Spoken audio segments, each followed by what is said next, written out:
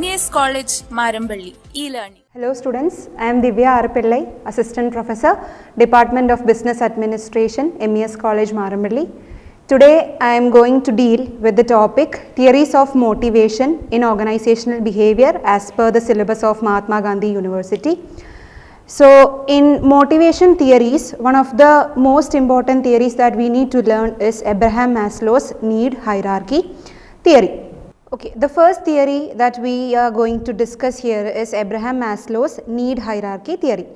Probably the most widely known theory of individual need and motivation comes from Abraham Maslow, who was a clinical psychologist in USA, Maslow. He suggested that every individual has a complex set of exceptionally strong needs, and the behavior of an individual at a particular moment is usually determined by his strongest need. As the more basic needs get satisfied, the individual seeks to satisfy the higher needs. If the basic needs are not satisfied, efforts to satisfy the higher needs will be postponed. Maslow stated that people have 5 basic level of needs which they tend to satisfy in a hierarchical fashion. And these needs are physiological needs, safety needs, social needs, esteem needs, and self-actualization needs. Physiological needs, they are basically the bodily needs or the basic needs comprising of hunger, thirst, shelter, clothing, air, and other necessities of life. Safety needs usually include economic security, protection from physical danger like fire, accident, etc. So in the hierarchy of needs, these safety needs are called secondary needs. Once a reasonable level of psychological needs are satisfied, the human beings tend to satisfy the second level of needs, which are these safety needs. In today's civilized society, a person is usually protected from physical dangers or threat of violences, etc. So that the safety and security needs dwell upon economic and job security, security of source of income, provision for old age, insurance against risk, medical insurance, and other protective measures to safeguard the satisfaction of psychological needs in the future, which may be unpredictable. The third hierarchy is social needs. So once the second level is satisfied, the human beings strive to satisfy their social needs. So since man is a social animal, he wants to belong to a particular social group where his emotional needs for love, affection, warmth, and friendship are satisfied. So social needs can be satisfied by being in the company of friends, relatives, other groups such as work groups or voluntary groups, etc. The fourth need in this hierarchy is self-esteem needs or esteem needs. So this hierarchy of need is ego or self-esteem needs, which are concerned with self-respect, self-confidence, recognition, appreciation, applause, prestige, power, and control. So these needs gives the individuals a sense of self-warmth and ego satisfaction. These needs are related to respect, of course, and prestige, etc. The last need is self-actualization needs. So at the top of the hierarchy is this need, or the need to fulfill what a person considers to be the mission of his life. So after all his other needs are fulfilled, a man has the desire for personal achievement.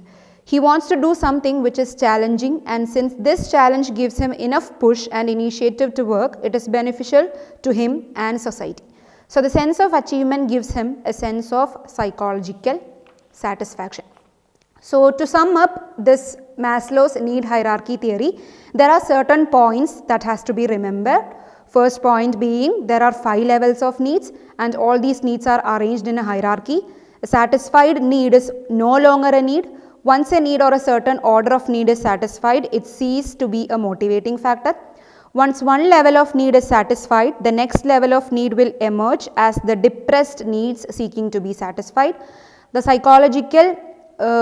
physiological and security needs are finite, but the needs of higher order are infinite and are likely to be dominant in person at higher levels in the organization. Maslow also suggests that various levels are interdependent and overlapping. Each higher level emerging before the lower level need has to be completely satisfied. Even though a need is satisfied, it will influence behavior because of interdependent and overlapping characteristics of needs.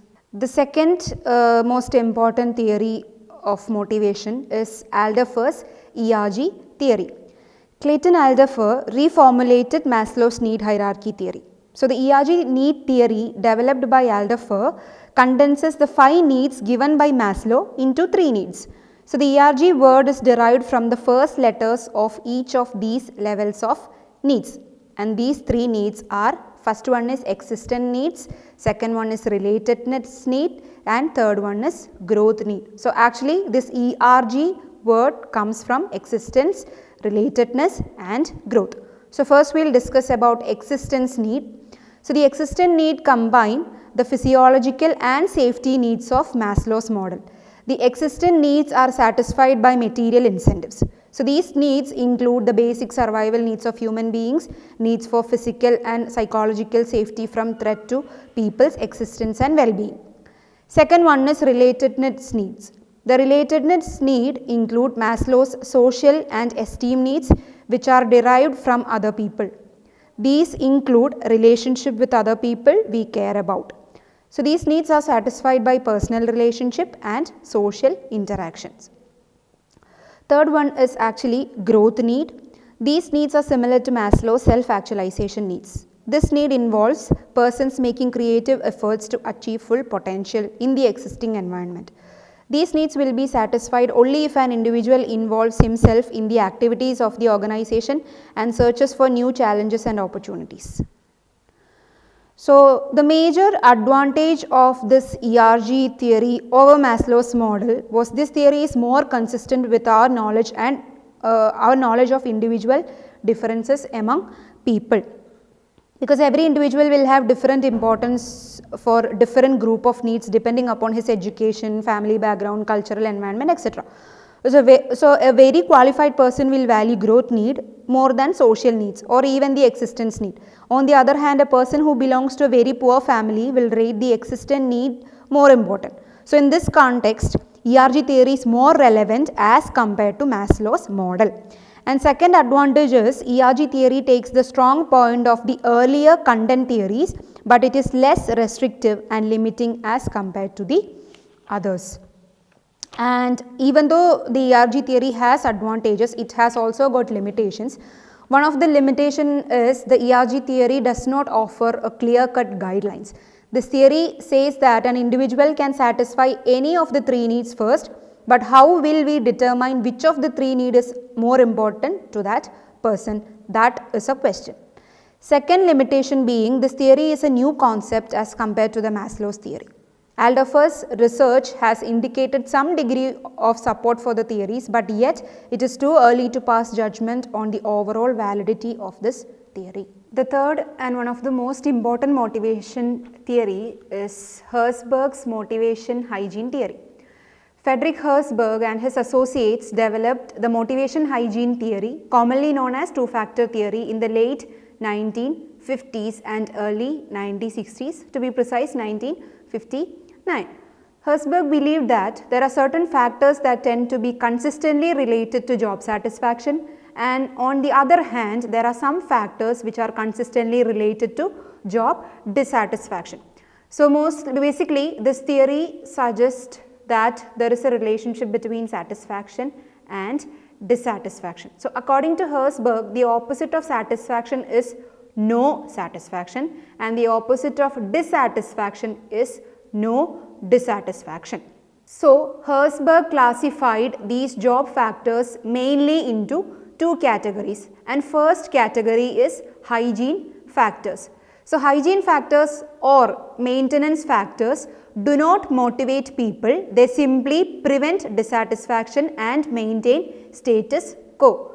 Such factors do not produce positive result but prevent negative result. These factors are also known as dissatisfiers as well. So, if these factors are not there, it will lead to job dissatisfaction. So these are not motivators as they maintain zero level of motivation, or in other words, these factors do not provide any satisfaction but eliminates dissatisfaction.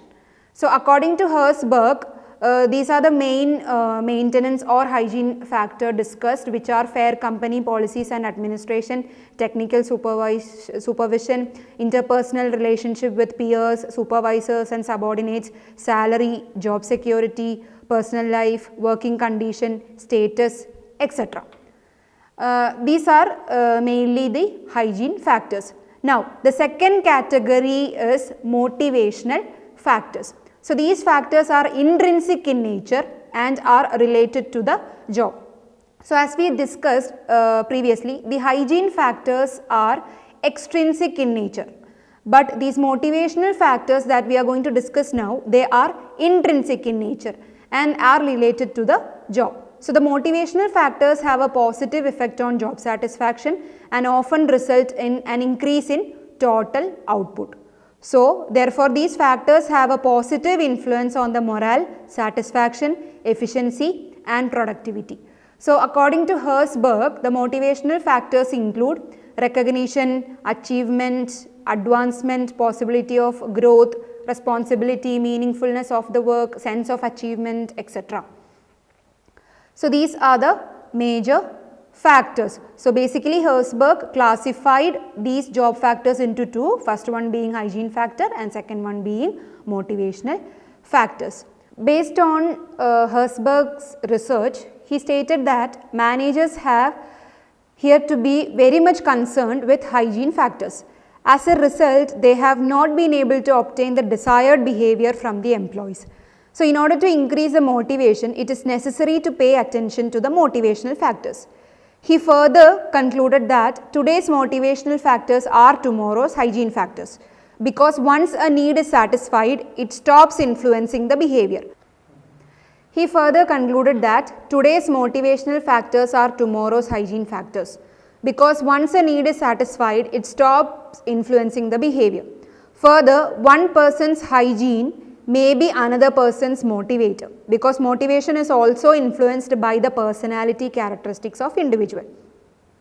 Now let's just discuss in a nutshell what are the critical analysis of this theory. Herzberg's theory is appreciated on the ground that it provides an insight into the task of motivation by drawing attention to the job factors which are often overlooked. It shows the value of job enrichment and motivation. Thus, Herzberg's theory has solved the problems of managers who were wondering why their policies failed to motivate the employees adequately. However, this theory has also not gone unchallenged. It has been criticized on several grounds. One of the limitations include Herzberg's study was limited only to engineers and accountants. So the critics say that this theory is not conclusive because the professionals or the white collar workers may like responsibility and challenging jobs, but the general workers are motivated by pay and other benefits. Another criticism of this theory is directed at the method of research and data collection. The interviewers were asked to report exceptionally good or exceptionally bad job experience. So this methodology is defective because such information will always be subjective and biased.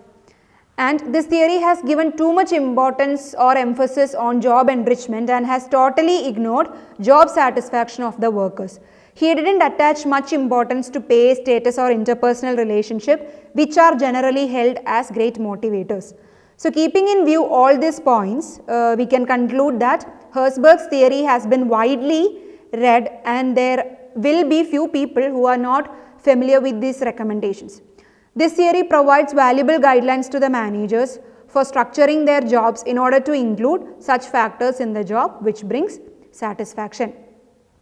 Now the fourth and again one of the most important motivation theories we are going to discuss is Mcclellan's need theory of motivation. So according to Mcclellan, there are three major motives or needs in workplace which motivates the people. So these are the need for achievement, need for power and need for affiliation. So need for achievement means some people have high achievement motivation, They want to excel, to achieve standards and strive to succeed. Such people should be given tasks and powers enabling them to utilize their potential effectively. So opportunities would help them to strive for higher achievements. Now, need for affiliation means some people need and desire friendly and close interpersonal relationships. So people dominated by such needs are more interested in jobs that provide opportunities for social interaction. The people who are having higher need for affiliation used to enjoy a sense of intimacy and understanding, and they are concerned with maintaining pleasant and social relationships. Now, the third category need is the need for power. The need for power is concerned with influencing others and winning arguments. People with high need for power derive satisfaction from being in position of influence and control. To motivate such people, position of power and authority should be given to them. Now, the next theory that we are going to discuss is proposed by Douglas Mcgregor.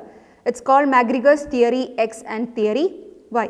So, Douglas Mcgregor introduced these two theories, that is theory X and theory Y, based on two distinct views of human beings. He proposed at opposite extremes two pairs of assumptions about human beings which he thought were implied by the actions of the managers.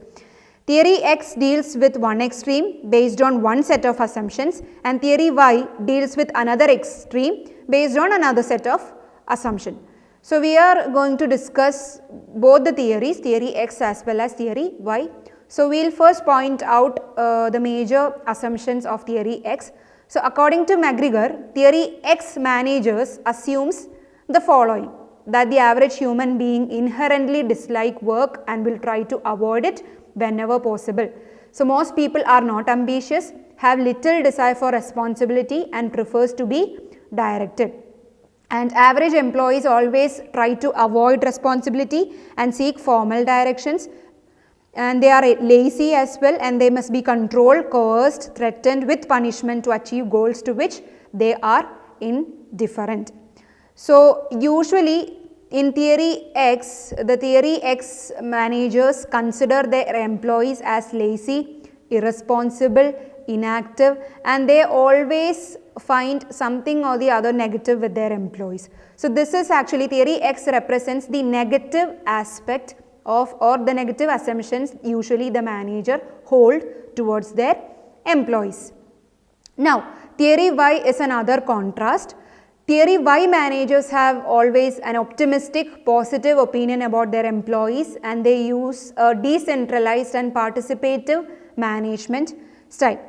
So, these style of management or theory Y managers usually assume that their employees are happy to work on their own initiative, they are more involved in decision making, they are very hardworking, they seek and accept responsibility and need little direction, their commitment to objective is always there and is a function of rewards associated with their achievement, and all people are capable of making innovative and creative decisions, and the decision making is not solved province of people in management position. And given a proper working condition, average person can learn to accept, even to seek responsibility.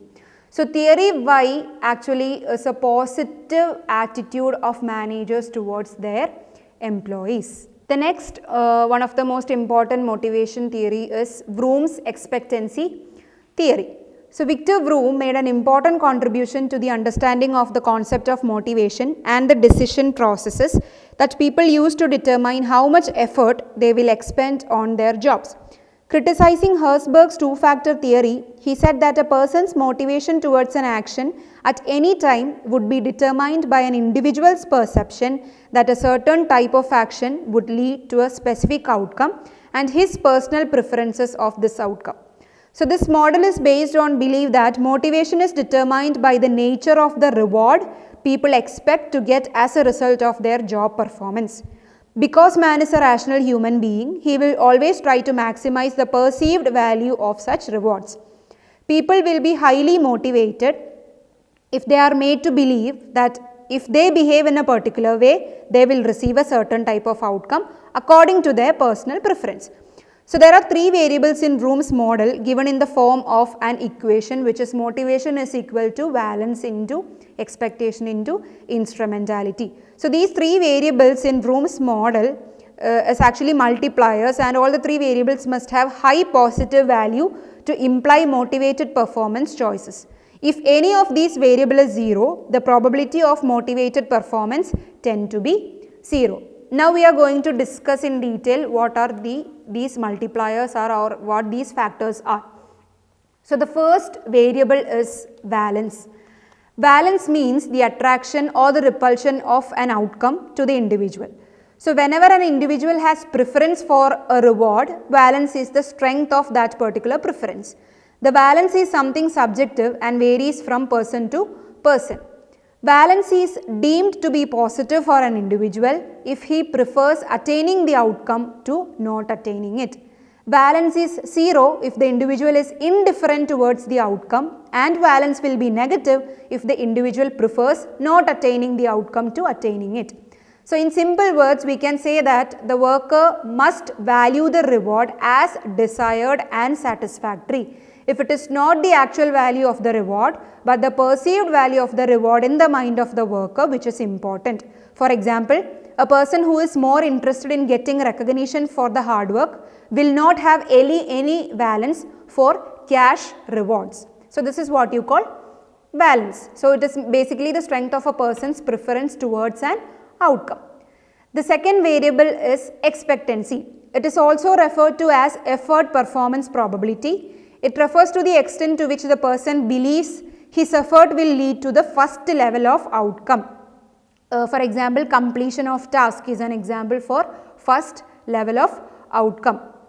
Expectancy is the probability that a particular action will lead to the outcome. It is the perception in the mind of individual of the likelihood that a particular action or behavior will lead to a certain outcome.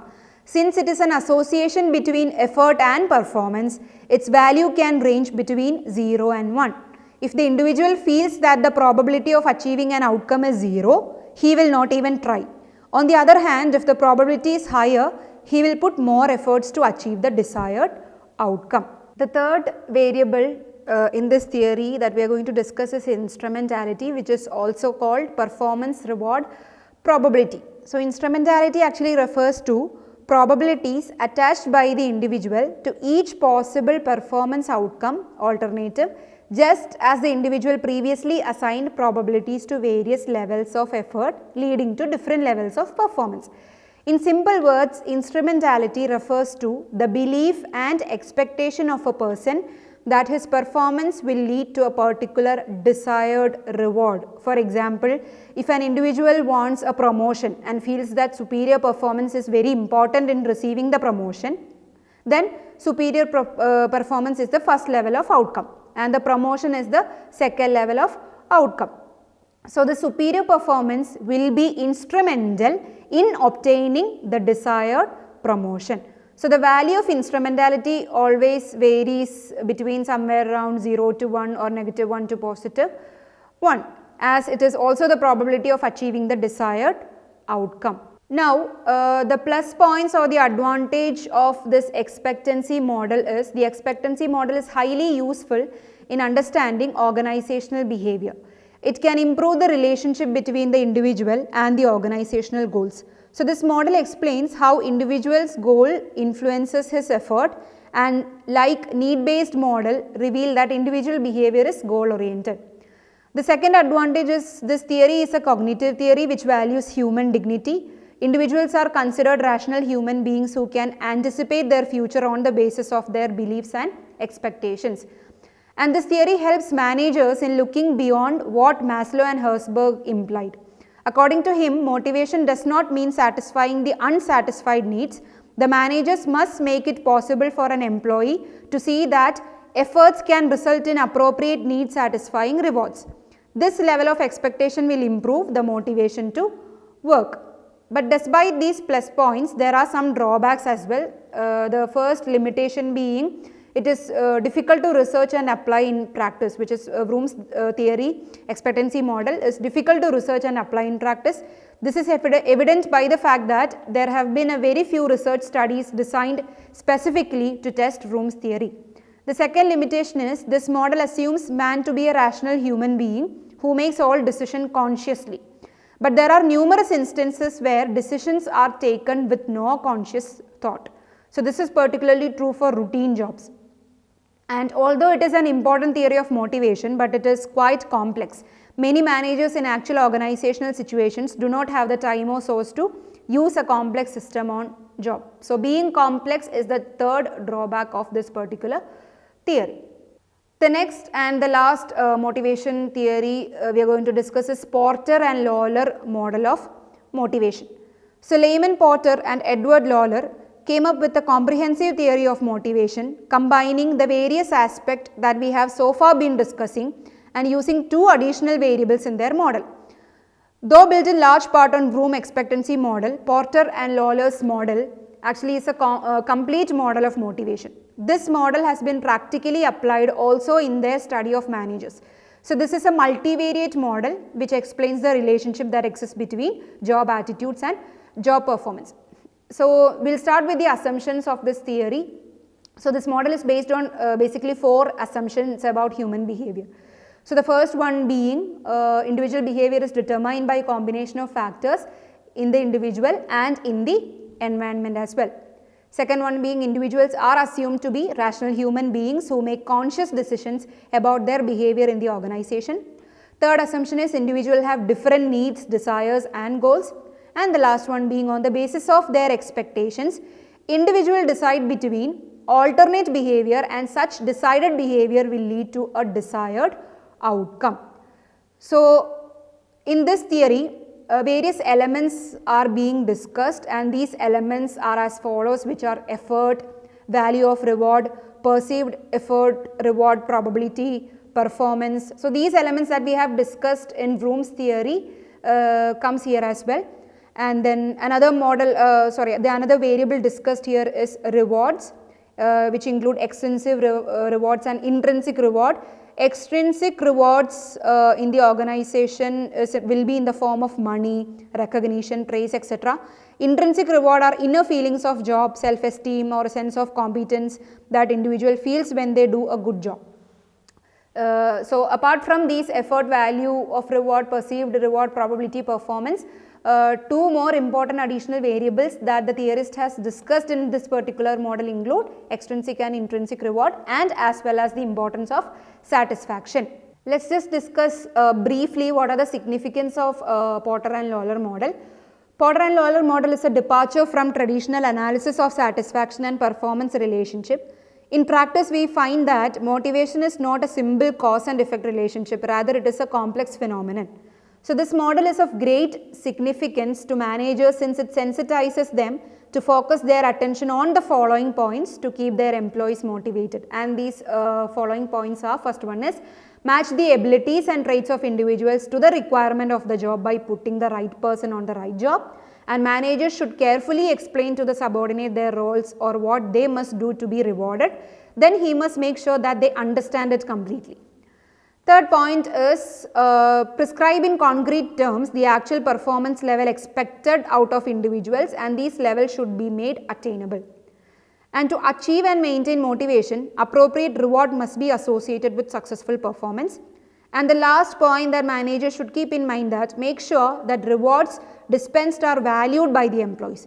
Thus, managers should find out what rewards are attractive to the employees and see if such rewards can be given to him.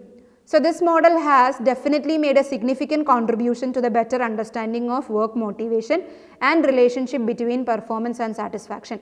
But even then, to date, it has not made much impact on the actual practice of human resource management.